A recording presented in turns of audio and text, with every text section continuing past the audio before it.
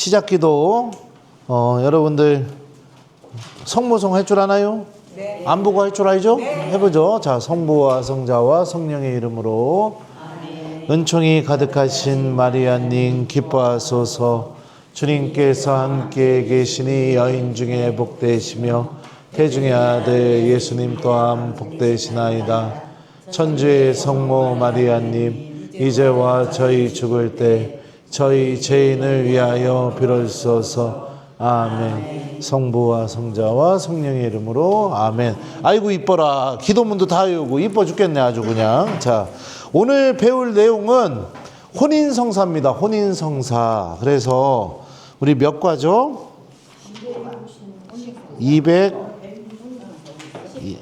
165페이지 164페이지. 자, 그죠? 164페이지.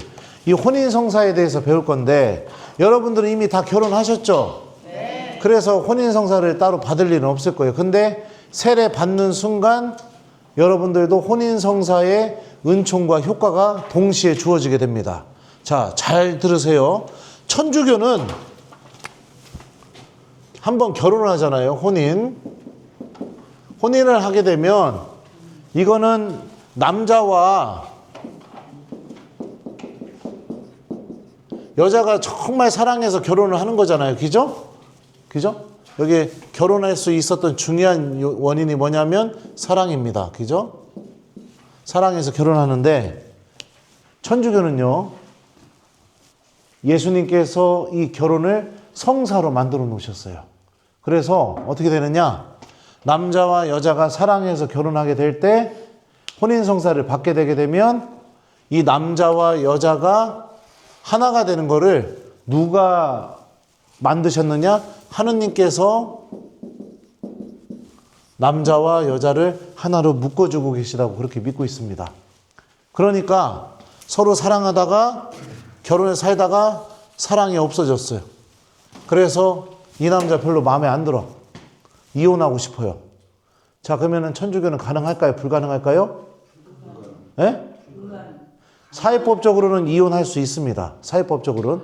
하지만 중요한 건 뭐냐면 천주교에서는 이혼이 인정이 되지 않기 때문에 국가법적으로는 내가 이혼 신고를 해서 서로 따로따로 살 수 있죠. 갈라설 수 있죠. 하지만 천주교에서는 이걸 뭐로 보고 있느냐면 이혼이 아니라 별거로 보고 있습니다. 각자 따로 살고 있는 거예요. 여전히 하느님은 이 남자와 이 여자의 이 혼인관계를 하느님께서 하나가 되게 붙잡고 계세요. 예. 그러니까 이혼했어도 사회적으로는 이혼이지만 천주교 안에서는 이혼이 아닌 거예요. 이 사람과 혼인 유대관계는 여전히 유효합니다. 예. 그래서 천주교는 보통 청년들에게, 젊은이들에게 교리를 가르쳐 어떻게 가르치냐? 천주교는 이혼이 없다 이렇게 가르쳐요. 그러니까 중요한 게 뭐냐면은 사랑을 하게 될 때 콩깍지가 끼어가지고선 저 사람이 어떤 사람인지 제대로 알아보지 않고 결혼하면 안 되는 거예요. 어려운 일이 있을 때 어떤 성향인지, 또 정말로 나를 사랑해주고 있는지, 내가 의지할 수 있는지, 또 돈에 대해서는 또 어떻게 쓰는지, 뭐 여러 가지들을 연애하면서 봐야 된다는 겁니다. 그리고 중요한 건 뭐냐면 하느님께 이 축복을 받아서 우리 사랑이 완전하게 해달라고 하느님께 청하는 거예요. 혼인성사는. 그래서 이 혼인성사 줄 때 제가 신랑 신부에게 꼭 얘기를 해요. 지금이라도 죽을 때까지 사랑할 마음이 없으면 손을 이렇게 살짝 들어라. 그러면 내가 알아서 정리를 해주겠다. 지금이라도. 예. 그런데도 뭐라고 하냐면 결혼하겠습니다 막 이래요. 예. 그리고서 이제 결혼을 하죠. 예. 자, 근데 현실적으로 이제 또 보면 국가법적으로 이혼을 하게 됩니다. 이혼을 하게 되면 예를 들어서 A라는 사람과 B라는 사람이 같이 살다가 이혼을 했어요. 그러면은 예를 들어서 A와 B는 천주교 신자입니다. 이혼했으니까 미사 올 수 있을까요? 없을까요? 1번 올 수 없다. 2번 미사 올 수 있다. 몇 번이에요? 네, 올 수 있습니다. 2번입니다. 그럼 미사 와서 영성체 할 수 있을까요? 없을까요? 1번 할 수 없다. 2번 못한다. 몇 번이에요? 네, 할 수 있습니다. 왜냐하면은 국가법적으로는 이혼이지만 천주교 안에서는 이혼이 된 게 아니기 때문에. 고해성사 할 수 있을까요? 없을까요? 1번 할 수 있다. 2번 할 수 없다. 몇 번이에요? 네, 할 수 있습니다. 근데 예를 들어서 사회적으로 이혼해서 서로 각자 삶을 산 지가 오래됐어요. 근데 B라는 사람이 C라는 사람을 만나서 결혼을 하고 싶어져요. 그래서 이 경우에는 어떻게 될까요? 1번 천주교는 이혼이 없으니까 B와 C는 결혼을 할 수가 없다. 2번 뭔가 방법이 있을 것 같다. 몇 번이에요? 네, 뭔가 방법이 있어요. 방법이 있어요. 네. 이럴 경우에는 어떻게 되느냐? A와 B의 결혼이 무효라는 거를 교구 법원에서 판정을 받아야 돼요. 그러니까 이 결혼이 애초에 처음부터 무효다. 혼인 무효라는 것을 판정을 받아야 되게 됩니다. 그러면 이거는 어떻게 판정받는 거냐? 이 과정이 복잡한데 중요한 건 뭐냐? 이런 경우가 생기게 되게 되면 제일 간단합니다. 본당 신부님한테 알리면 됩니다. 그러면 본당 신부님이 할 수 있게 도와줘요. 그러니까 여러분들이 이 과정을 막 다 알려고 할 필요가 없고 그냥 본당 신부님한테 얘기하면 돼요. 신부님 저 재혼하려고 그래요. 이러면 아 그래요? 하고서 이제 신부님이 도와줄 거예요. 네. 자 그래서 그럴 일이 있어서는 안 되겠지만 여러분들 지금 배우자랑 같이 살고 계시겠죠? 또 혼자 사시는 분도 계실지도 모르겠고 자 그래서 아무튼 세례받고 난 뒤에 내가 이혼을 하고 재혼을 하려고 한다. 그럴 경우는 어떻게 되냐? 반드시 본당 신부님한테 알려줘야 된다. 그래야 내가 혼인성사를 이 혼인성사 그러니까 전에 혼인성사 안 받았다 하더라도 세례받는 순간 혼인성사의 은총이 함께 주어지기 때문에 이 결혼이 무효라는 것을 무효 판정을 받고 새로 재혼할 사람과 혼인성사를 하면 되는 겁니다. 예를 들면 근데 이 과정을 생략했어요. 안 했어요. 그리고 둘이 그냥 결혼해버렸어. 그러면 어떻게 될까요? B는 어떻게 될까요? 천주교 신자인 B는 뭐가 걸리느냐? 혼인 장애. 쉽게 말하면 조당에 걸리게 됩니다. 네. 그래서 어떻게 되느냐? 영성체 할 수 없습니다. 그 다음에 고해성사도 할 수 없어요. 할 수 없어요. 병자성사는 할 수 있을까요? 병자성사. 이거는 죽을 위험에는 가능합니다. 죽을 위험에는 다 풀려요.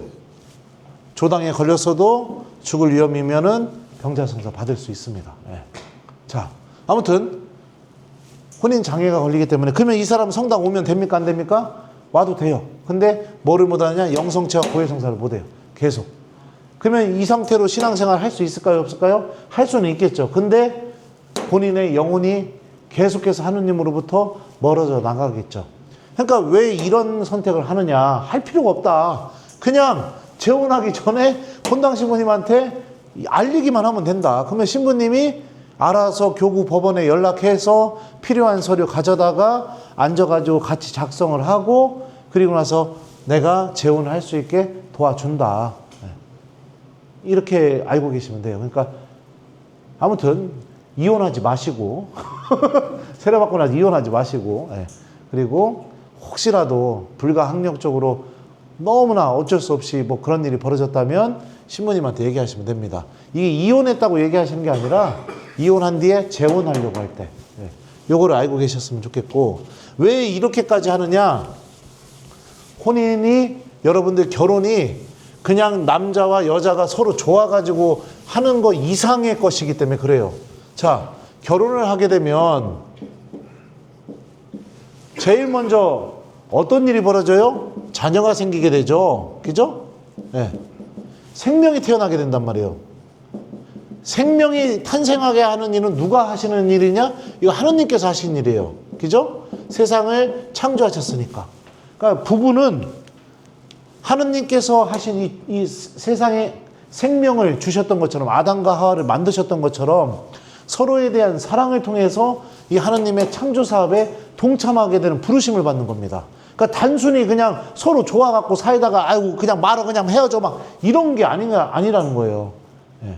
그리고 두 번째는 서로 사랑하죠. 세상에 있는 모든 공동체 중에 부부라는 공동체, 가족이라는 공동체는 사랑 안에서 태어난 공동체예요. 유일하게. 예. 이 사랑도 하느님의 모습이에요. 그리고 세 번째, 결혼을 하게 되면 공동체를 이루잖아요. 신랑과 나. 그리고 또 자녀까지 생기면 가정 공동체가 생기게 되잖아요. 이 가정 공동체를 뭐라고 부르느냐? 교회라고 부릅니다. 교회는 예수님의 몸이에요. 지금까지 다 배웠던 거예요.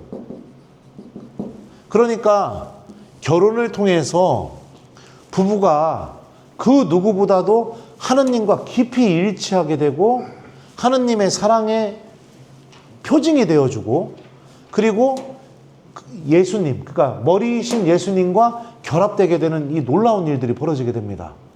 그러니까 이 영적인 신비가 혼인성사 안에 담겨져 있어요. 결혼이라는 생활 안에. 그러니까 단순히 좋아서 사는 거 이것과는 정말 다른 문제인 겁니다.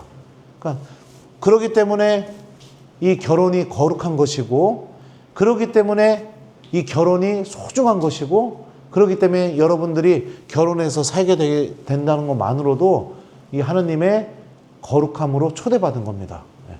그리고 지금 사회가 아주 악해가지고 그렇지 여러분들 이 성이라는 게 단순히 쾌락만 얘기하는 게 아닌 겁니다. 여기 성을 통해서 생명이 나오게 되고요. 성을 통해서 책임감도 생기게 되죠. 그죠? 자녀들에 대한 책임감. 그죠? 성을 통해서 상대방에 대한 내어주는 사랑이 나오게 되고 이런 것들이 이 성이 갖고 있는 본래의 모습인 거예요. 근데 지금 사회는 어떻게 하느냐? 이거를 다 없애버렸어요. 그냥. 다 없애버렸어요. 그냥 즐기는 거. 이거로만 끝나버리게 됐습니다. 네. 그러니까 어떻게 돼요? 결혼하기 전부터 여러분들 자녀들이 동거하면서 사는 경우들이 종종 있습니다. 뭐를 배우겠습니까? 생명의 소중함을 배우겠습니까? 동거하면서 살면서 상대방에 대한 책임감에 대해서 배우겠냐고요. 사랑이라는 게 희생하고 내어주는 거라는 거 잘 배울 수 있을까요? 하나도 배우지 못해요. 결혼하기 전에. 그냥 서로 좋아가지고 그냥 순간적인 기쁨 물론 이게 너무 사랑해서 그렇다고 하면은 할 수 있죠. 저는 그런 과정을 겪어보지 못했으니까 아무튼. 근데 중요한 건 뭐냐면 성을 통해서 정말로 우리들이 배워야 할 것들이 있단 말이에요. 하나도 배우지 않은 상태로 그냥 서로에 대한 순간적인 기쁨, 그 순간적인 쾌락, 이런 것만 생각하면서 살잖아요. 그러다 결혼하는 거예요. 그럼 어려움이 생기게 되면 어떡합니까? 네, 헤어지고. 그냥 이게 지금 이혼율이 높은 이유가 뭐냐면 저는 그렇다고 생각해요. 성을 통해 본래의 사람이 배워야 할 것들을 전혀 배우지 않은 상태로 성을 지금 쓰고 있으니까. 네. 그러니까 이런 일들이 벌어지죠. 얘기 들어보면 뭡니까? 요즘 초등학교 고학년이면은 고학년들 중에 이미 성관계를 경험해 본 애들도 있다고 그래요. 현실이 그래요, 지금. 문화 자체가 사람을 죽이는 문화가 지금 우리나라에 많이 들어와 있습니다. 근데 여러분들 아시잖아요. 이 사람은 성을 통해서 무엇이 일어나요? 결합이 일어나죠. 그리고 상대방에 대한 사랑이 더 깊어지겠죠. 성을 통해서. 근데 이런 것들이 다 지금 힘을 잃어버렸습니다. 그냥 한 번 만나가지고 그냥 하룻밤 자고 끝. 이런 식으로 지금 돼버리게 되는 거죠. 그러니까 가정생활이 서로에 대해서 내어주고 배려하고 용서하고 대화하고 희생하고 이게 아닌 거예요, 그냥. 그러니까 참 안타까운 현실입니다. 그리고 결혼이라는 게 여러분들 우리가 결혼을 하게 되게 되면 특히 천주교 신자들, 저는 뭐 세상 사람들 비난하고 싶은 마음 없습니다. 뭐 그들은 그들의 삶을 살고 있는 거니까. 근데 우리는 하느님을 믿고 있잖아요. 그러면은 하느님을 믿고 있는 신앙인이면은 결혼을 할 때 누구의 축복을 받는 게 정말 은혜로울까요? 하느님의 축복을 받는 게 가장 은혜롭겠죠. 근데 참 신기한 게 뭐냐면 요즘 천주교 신자들 중에 젊은이들은 하느님의 축복을 좋아하지 않아요.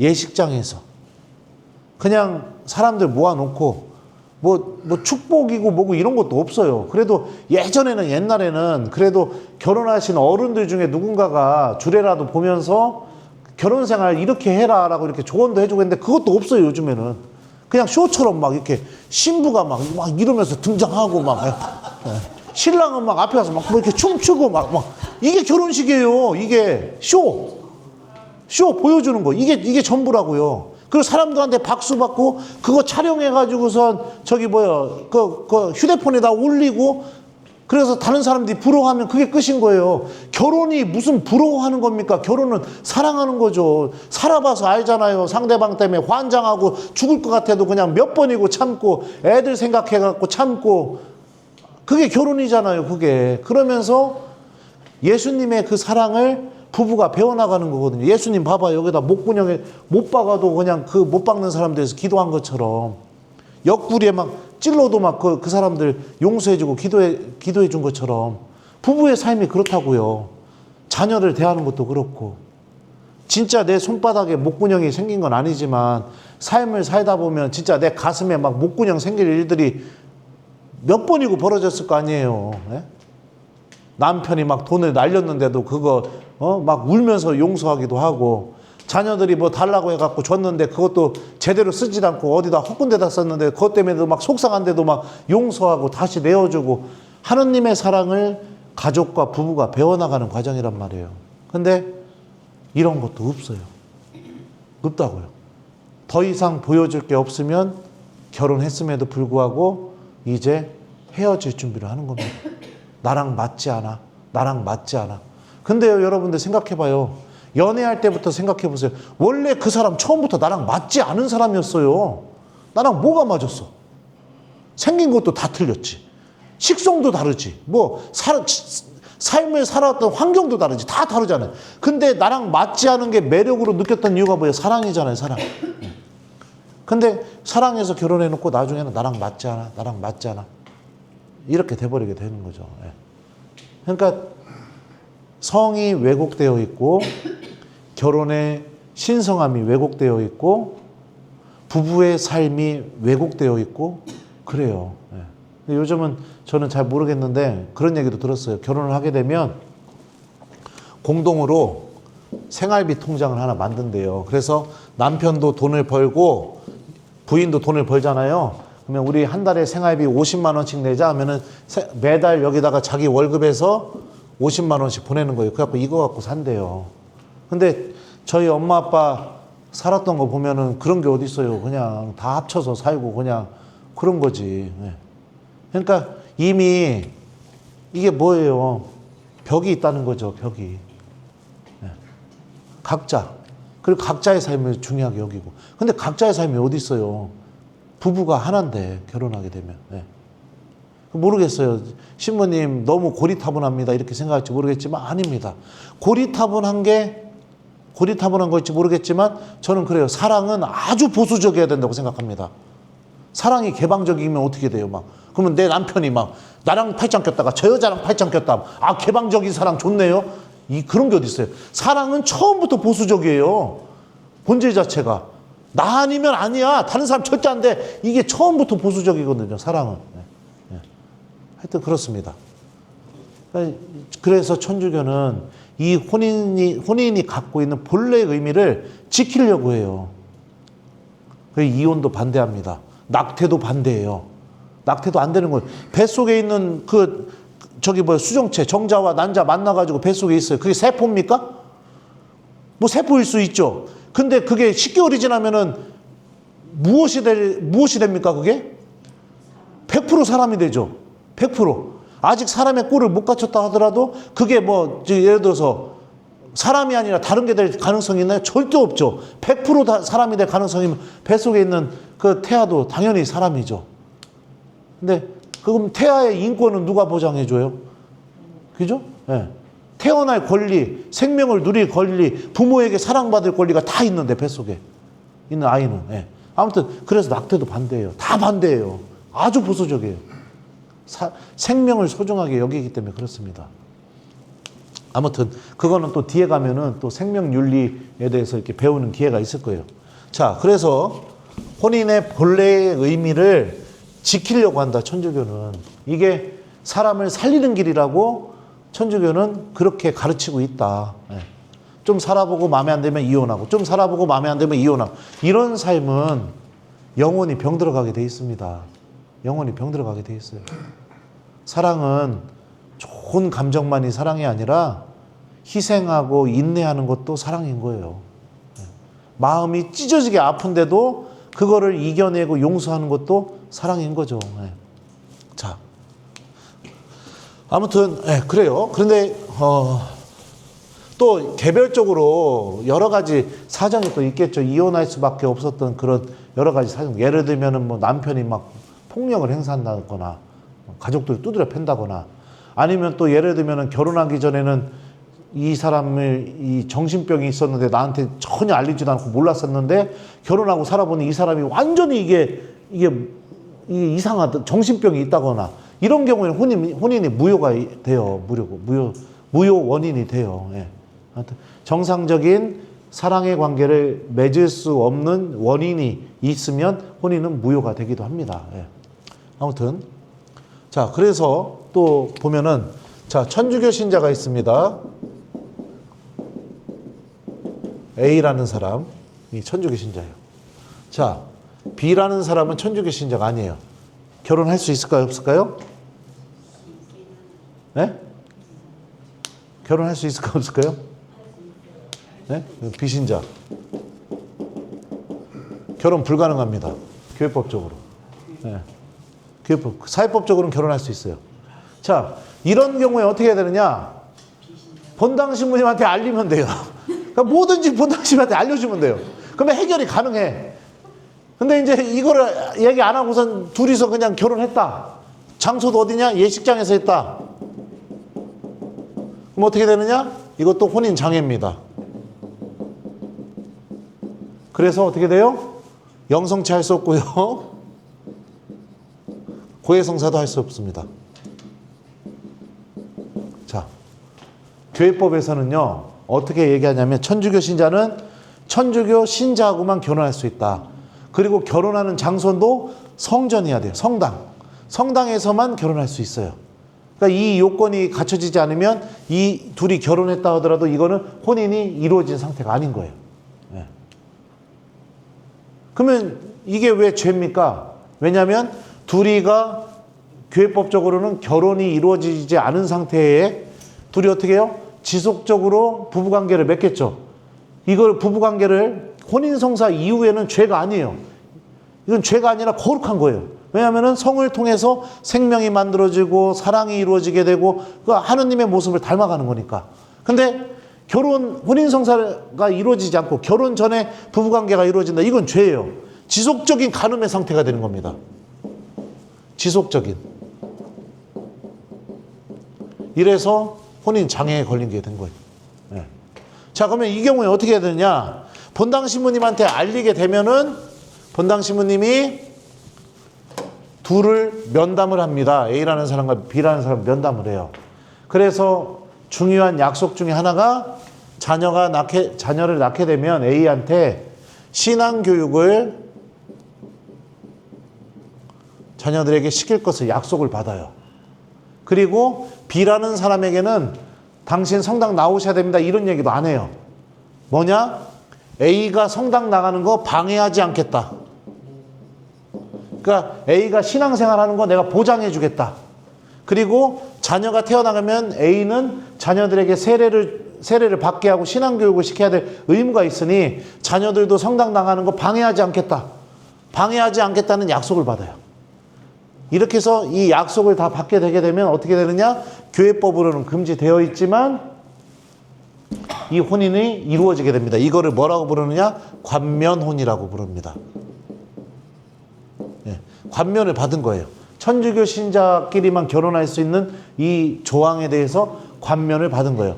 왜 관면을 받았느냐? B가 신앙생활하는 거 방해하지 않겠다고 약속을 해줬으니까. A는 신앙교육을 시키겠다고, 그리고 결혼한 뒤에도 천주교 신앙을 갖겠다고 약속을 했으니까. 그렇게 해서 이루어지는 게 관면혼입니다. 예. 이것도 혼인성사예요. 예. 자, 그리고 예를 들어서 저기 뭐요? 나는 예식장에서 꼭 결혼하고 싶어요, 신부님. 그런 마음을 갖고 있는 천주교 신자가 있을 수 있죠. 그럴 경우는 어떻게 되느냐? 예식장에서 하시면 됩니다. 근데 그 전에, 예식장에서 결혼하기 전에 이틀이나 3일 정도, 뭐 아니면 일주일 전, 뭐 신부님하고, 이것도 신부님하고 얘기하면 다 끝나요. 그럼 어떻게 되느냐? 예식장에서 결혼하기 전에 미리 날짜를 잡아서 성당에 와서 증인, 이 사람 결혼했다는 증인 2명을 데리고 와서 신부님 앞에서 혼인성사를 받으면 돼요. 미사로 하는 것도 아니고 혼인성사를 받으면 돼요. 이 예식이 그렇게 길지가 않아요. 서로 반지 껴주면서 그 하느님 앞에서 약속하는 게 있어요. 그 약속을 하고 혼인 합의를 하면 됩니다. 그리고 나서 예식장 가서 결혼하시면 됩니다. 자, 이게 여러분들이 좀 알아야 될 기본적인 상식이에요. 자, 그러니까 아무튼 내 결혼 생활에 문제가 생겼다. 누구한테 얘기해야 된다? 본당신부한테 얘기하면 된다. 그러면 또 해결해 준다. 내가 재혼하고 싶다면. 자, 그리고 또 예를 들어서 내가 재혼하려고 하는데 비신자랑 재혼하고 싶다. 누구한테 얘기해야 돼요? 본당신부한테 얘기하면 돼요. 그래서 이거를 막 알려지는 게 막 창피하고 그런 게 아니라 내가 신앙생활을 해야 되기 때문에 본당 신부님한테 얘기를 하면 신부님이 다 도와주신다. 그러니까 걱정하지 말고 지금까지 했던 거 다 잊어버리셔도 돼요. 그냥 여러분들이 결혼 생활하는데 무슨 문제가 생겨서 재혼을 하려고 한다. 그럼 누구한테 알리면 된다? 본당 신부님한테 얘기하면 돼. 오늘 이것만 알면 다 배운 거예요. 그냥 신부님한테만 물어보면 된다. 알리면 된다. 그러면 되는 거예요. 아셨죠? 이거 말고도 더 복잡한 케이스가 있어요. 예를 들면은 A와 B가 결혼했다가 둘 다 천주교 신자예요. 근데 여기서 이혼을 하고 B가 C랑 또 결혼을 하게 됩니다. 근데 여기서 B가 비신자일 경우, 또 천주교 신자일 경우, 이런 경우가 있어요. 그래서 그랬는데 이렇게 살다가 또 이혼하고 D하고 결혼하는 경우가 있습니다. 막 이런 복잡한 경우들이 막 있어요. 이런 경우도 어떻게 하면 되느냐? 누구한테 얘기하면 된다? 본당 신부한테 얘기하면 된다. 그러니까 이거를 복잡하게 알 필요가 없고 여러분들은 그것만 알고 있으면 돼요. 혼인은 예수님을 닮아가는 길이구나. 이것만 알고 있으면 돼요. 용서하고 속상하게 한 내 남편 위해서 기도하고 자녀들을 위해서 내어주고, 이게 혼인 생활이라는 거는 예수님의 모습을 닮아가는 길이구나. 그래서 결혼 생활이 거룩하구나. 결혼을 통해서 우리 가정이 만들어지게 됐는데 이 가정이 그냥 가정이 아니라 교회구나. 우리 가정이 우리 성당하고 똑같은 교회구나. 이것만 알고 계시면 돼요. 그러면 여러분들 혼인성사에 대해서는 다 배우신 겁니다. 그러니까 내가 용서하고 사랑하고 나눠주고 희생하고 이 모든 게 우리를 구원하신 예수님을 닮아가는 길이다. 그렇게 알고 계시면 돼요. 아셨죠? 그 나머지는 뭐나 누구한테 물어보면 돼요? 신부님한테 물어보면 된다. 자, 그러면은 교과서 조금 읽어볼까요, 우리? 그래도 교과서는 좀 봐야죠. 자, 그죠? 자, 164페이지입니다. 혼인에 대한 가르침은 성경에서 찾아볼 수 있습니다. 창조주이신 하느님께서는 남자와 여자가 짝을 이루어 한 몸을 이루게 하셨고 그들에게 자녀를 낳아 번성하라고 복을 내려주셨습니다. 자, 그러니까 여러분들 여기 보면은 성경에도 하느님이 자녀를 많이 낳으라고 했거든요. 결혼해서 애 안 낳고 사는 거 있잖아요. 그것도 잘못된 거예요. 천주교는 그것도 반대합니다. 애 낳아야 됩니다. 왜냐하면 여러분들 결혼 생활 해봐서 알 거예요. 신랑하고 둘이 살 때랑 애가 있을 때랑은 완전히 삶이 확 달라진다는 거. 그죠? 몇 번이고 신랑 버리고 싶어도 애 때문에 못 버리고 참고 막 이런 일이 벌어지죠. 그리고 삶도 아이를 위해 더 희생적으로 삶이 바뀌게 되죠. 가정이 더욱더 단단하게 뭉쳐지게 되는 원인이 됩니다. 아이가. 그래서 아이는 꼭 낳아야 돼요. 이것도 아까 얘기 안 한 것 같아서 얘기하는 거예요. 자, 보죠. 예수 그리스도께서는 혼인에 대한 하느님의 뜻이 한 남자와 한 여자의 혼인인 일부 일처제에 있었으며 하느님께서 맺어주신 부부는 죽음 외에는 결코 갈라놓을 수 없다는 것을 가르치셨습니다. 그러니까 배우자가 죽을 때까지 이혼할 수가 없는 겁니다. 그리고 바오로 사도는 그리스도께서 교회를 사랑하시어 당신을 희생하셨듯이 부부는 자기 희생을 바탕으로 서로 사랑하고 가정에 충실해야 한다고 강조합니다. 세례 성사를 받은 한 남자와 한 여자가 이루는 혼인은 성사가 됩니다. 따라서 이들의 혼인 생활은 성사 생활입니다. 그러나 두 신자의 혼인이 교회 안에서 인정하는 유효하고 합법적인 성사가 되려면 성직자 외 2명 이상의 증인들 앞에서 자유로이 혼인 합의를 표명해야 합니다. 혼인 성사 생활을 시작한 부부는 혼인 성사를 이루기 전과는 달리 더 이상 인간적인 사랑이 아니라 성사적 은총을 가진 초자연적인 사랑을 나눕니다. 이게 제가 그랬잖아요. 결혼 생활은 예수님을 닮아가는 거라고요. 그죠? 네. 이는 서로 상대방을 구원할 수 있는 지극히 은혜로운 사랑이 된다는 것을 의미합니다. 혼인성사는 다른 성사와 달리 부부 스스로 성사를 이룹니다. 이미 세례를 받기 전에 혼인한 부부가 세례를 받으면 그들의 혼인 생활도 성사가 됩니다. 이거 제가 아까 얘기했죠. 세례 받는 동시에 혼인성사의 은총이 함께 주어진다고요. 이렇게 볼 때 혼인성사는 이례적으로 집전되는 다른 성사와는 달리 지속적인 성사인 것입니다. 그러니까 신부님 앞에서 혼인성사 받았다고 혼인성사가 끝난 게 아니라 혼인성사가 시작된 거예요. 죽을 때까지 배우자와 혼인성사 생활을 해나가는 겁니다. 부부의 삶은 여러분들 예수님을 닮아가는 모습이니까요. 자, 또 165페이지 혼인의 목적과 특성 볼까요? 하느님께서 친히 제정하신 혼인의 목적은 부부가 사랑으로 일치하고 그 사랑의 열매인 자녀를 낳아 기르는 것입니다. 혼인의 특성은 단일성과 불가해소성입니다. 단일성은 일부 일처제가 아닌 어떠한 형태의 혼인도 배격합니다. 그러니까 일부 2처, 일부 3처, 아니면 1처, 2부, 1처, 3부. 그러니까 남편이 2명, 3명 있는 것도 안 되고 부인이 2명, 3명 있는 것도 안 된다는 거예요. 한 명의 남편과 한 명의 부인, 요거 외에는 다 안 된다는 겁니다. 알았슈? 네. 혼인의 단일성이란 오직 한 남자만을 남편으로 한 여자만을 아내로 사랑하고 존경하는 것을 말합니다. 또한 혼인의 불가해소성이란 예수님께서 가르치신 대로 하느님께서 두 사람을 부부로 맺어주신 것을 갈라놓을 수 없다는 것입니다. 그러므로 교회는 이혼을 허용하지 않습니다. 부부의 사랑은 그리스도와 교회의 단일한 사랑에 참여하는 것입니다. 신랑이신 예수 그리스도께서 당신의 몸을 바치시어 신부인 교회를 사랑하시고 교회는 자신의 신랑인 그리스도를 끝까지 사랑하고 증언합니다.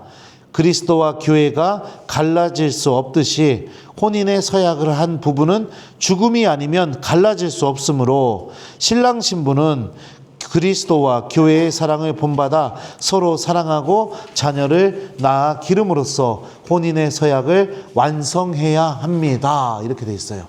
자, 그러니까 여기서 중요한 건 뭐냐면 신랑 신부가 서로를 사랑하는 이 사랑이 제일 중요해요. 개 중에는 그런 사람들도 있어요. 부모가 막 결혼을 반대하는 경우가 있습니다. 네. 근데 엄밀하게 따지면 결혼은 누가 하는 거예요? 본인이 하는 거죠. 그러면 어떻게 해야 돼요, 부모가? 계속 반대하면 어떻게 돼요? 예? 그것도 한번 잘 생각해 봐요. 예. 그러면 내 마음에 드는 사람을 데리고 와야 된다. 이것도 너무 자녀에 대한 과도한 집착이나 욕심 아닐까요? 예. 세상에 여러분들도 그렇고 여러분들 배우자도 그랬고 양가 부모님한테 처음부터 마음에 드는 사람이 누가 있었겠습니까? 예. 여러분들도 마음에 안 들었을 거예요. 새색식 때 시집 가기 전에 갔을 때도. 예? 근데 그게 뭐예요? 서로 사랑하면서 마음도 열리고 그러다 보면 또 서로 한 가족으로 받아들이고 이러고 사는 거지 처음부터 마음에 드는 사람이 어디 있어요. 아마도 그런 사람은 없을 거예요. 예. 그러니까 제일 중요한 거는 신랑 신부가 서로 잘 사랑해서 정말 후회 없이 한평생을 살 수 있도록 도와주는 게 부모의 역할이지 내 마음에 드느냐 안 드느냐 물론 인간적으로 마음에 안 들 수도 있죠. 그렇다면 어떻게 해야 돼요? 내 아이가 너무 사랑해서 데리고 왔다면 기도하고 그리고 내 아이가 정말로 후회 없는 결혼을 할 수 있도록 조언해주고 도와주는 게 부모의 역할이라고 생각합니다. 자, 또 그러면 166페이지 볼까요? 혼인에 관한 교회의 규정들. 교회는 혼인의 본질적 요소나 특성을 바탕으로 혼인 당사자들과 새로 꾸며지는 가정을 보호하고자 혼인법을 정해 놓았습니다. 신자가 교회의 혼인 예식을 따르지 않고 혼인하거나 아까 지금 제가 얘기한 거예요. 혼인성사 안 받고 결혼하는 거요. 교회의 허락 없이 관면 없이 비신자 또는 타 종교인과 혼인한다면 교회법상 혼인장애, 조당에 놓이게 됩니다. 혼인장애 상태에 놓인 이들은 교회에서 떨어져 나간 것은 아니지만 성사 생활을 할 수가 없게 됩니다. 그래서 영성죄 고해성사 못한다고 말씀드린 겁니다. 비신자와 혼인하려는 신자는 혼인한 다음에도 신앙생활을 충실히 하고 태어날 자녀에게 천주교 신앙을 교육시키겠다는 서약을 해야 합니다. 아까 지금 제가 얘기했었죠? 신부님이 면담해갖고 약속을 받아낸다고요? 네. 이걸 뭐라고 부르느냐? 관면혼이라고 부른다. 자, 그래서 혼인성사에 대해서 이렇게 배웠습니다. 자, 그러면 여기 보면 알아둡시다. 여기 보면은요, 167페이지. 천주교는 사회에서 합법적으로 인정한 혼인도 사랑과 상호 합의로 이루어졌다면 참된 혼인으로 인정하고 받아들입니다. 그러니까 세례받은 뒤에 혼인성사 다시 할 필요 없다는 얘기예요. 그래서 천주교 신자가 되기 전에 합법적으로 혼인한 부부가 세례 성사를 받는다면 그들의 혼인 생활도 그리스도와 교회의 단일한 사랑에 참여하는 것이기 때문에 따로 혼인 예식을 거행하지 않아도 혼인 성사 생활이 됩니다. 그러나 혼인 서약 갱신식은 따로 할 수도 있습니다. 이렇게 돼 있어요. 자, 그러니까 그러니까 세례 받기 전에 결혼한 것도 세례 받는 순간 유효하게 된다. 교회법적으로. 요거를 얘기한 거고요. 167페이지 혼인 준비. 자, 결혼을 하려면 어떻게 해야 되느냐? 혼인 예정자는 적어도 혼인하기 1개월 전에 본당 신부와 의논하고 혼인과 가정에 관한 교리 교육을 받아야 합니다. 혼인 전 교리 교육은 가나 혼인 강좌 같은 교육이 있습니다. 그리고 혼인 성사를 받기에 합당한 내적 영적 준비에 우선적으로 주력하고 외적 물질적 준비는 절도 있게 해야 합니다. 혼인 당사자는 될 수 있는 대로 혼인 전에 견진성사와 고해성사를 받아야 합니다. 이렇게 돼 있어요. 네. 자, 그 다음에 여기 마지막으로 사제가 되기 위한 준비되어 있는데요. 여기 신부님 될 사람은 아무도 없네요. 이미 다 결혼하셔가지고. 사제가 되려면 세례받은 지 3년이 지난 다음에 본당 신부의 지도를 받아 교구장의 추천으로 신학교에 입학하여 사제직 수행에 필요한 영성교육과 지적교육을 받아야 합니다. 이렇게 돼 있어요. 이게 상식적으로 알고 계시면 됩니다. 아무튼 제일 중요한 건 뭐냐면 결혼하려고 하면 어떻게 된다? 본당 신부님한테 알려주면 된다. 그러면 나머지는 신부님이 알아서 해준다. 요것만 기억하시면 되고 여러분들 결혼 생활은 예수님을 닮아가는 삶이다. 그래서 혼인성사는 딱 받았다고 끝나는 게 아니라 혼인성사를 받은 순간부터 내가 죽을 때까지 혼인성사의 삶이 계속해서 지속된다. 예수님을 닮아가는 거다. 요거를 기억했으면 좋겠습니다. 자, 그러면은 마치도록 할까요? 네. 자, 그러면은 우리 마친 기도는 영광송 해볼까요? 이것도 외웠슈? 네. 자, 영광송 짧으니까 마친 기도 영광송으로 하겠습니다. 성부와 성자와 성령의 이름으로 영광이 성부와 성자와 성령께 처음과 같이 이제와 항상 영원히 아멘. 성부와 성자와 성령의 이름으로 아멘. 자, 수고 많았습니다. 감사합니다. 자, 그리고 오늘 집에 가서 남편들한테 그 얘기 좀 해봐요. 여보, 나 세례 받으면 하느님이 당신이랑 나 영원히 묶어 놓는디야. 딱 이렇게 한번 얘기 좀 한번 해봐요. 그리고 잘 가요. 네, 감사합니다.